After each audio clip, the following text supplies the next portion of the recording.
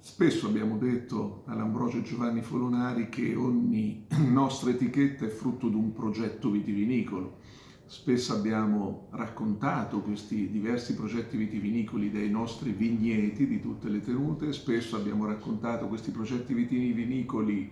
nelle nostre bottiglie,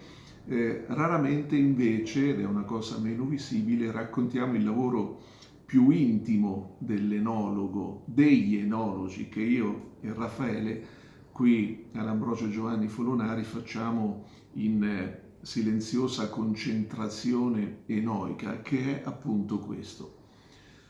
Ogni vino viene assaggiato in tutti i suoi contenitori dove sta maturando e quando arriva il momento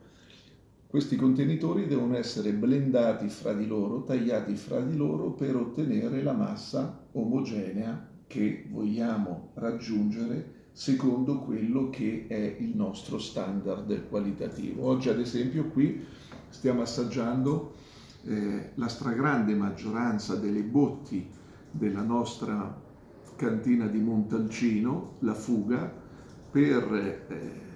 in parte verificare lo stato evolutivo dei nostri Brunelli e per l'annata ad esempio 2016 ed anche la 2017 iniziare a fare la massa e il blend finale per addivenire all'imbottigliamento, cioè all'ultima fase evolutiva del vino. Questo credo che sia il lavoro meno pubblicizzato dell'enologo, ma è il lavoro più difficile perché si tratta, ad esempio solo oggi qui assaggeremo almeno 100, faremo almeno 100 degustazioni perché poi ogni campione deve essere assaggiato almeno 2 volte, viene memorizzato in un apposito programma in cui creiamo un